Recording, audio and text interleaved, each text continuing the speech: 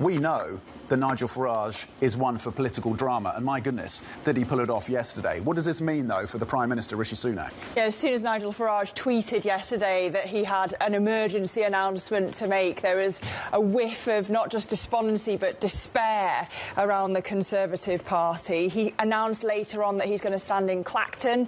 It's this Eastern England coastal town where his previous political party had most of its success.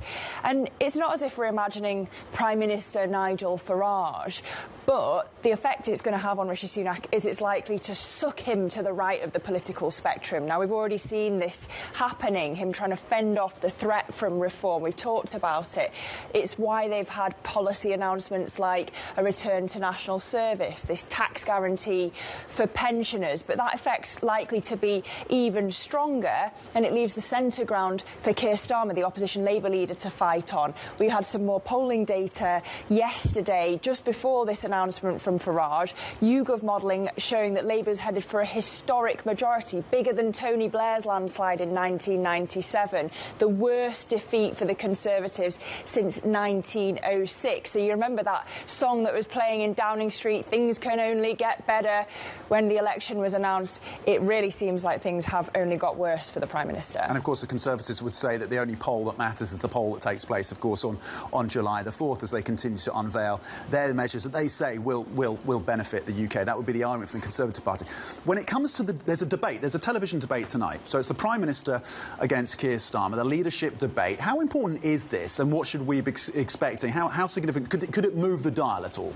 Well, in the UK, let's just put it this way, when Donald Trump's drama came out last week, that seemed to sweep up the headlines. And so this, for many people in Britain, is going to be the first taste, the first real spotlight on the election debate.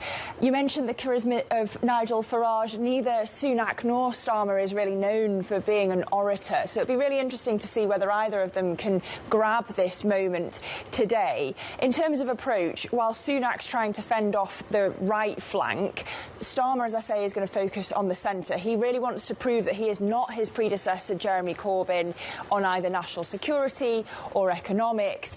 The Labour Party says that it wants to be the party of change. It wants it to be an economic election. But this was the subject of the Bloomberg UK Politics podcast yesterday. They're really not taking risks when it comes to economic policy because of the fiscal constraints in the post-Liz Truss era.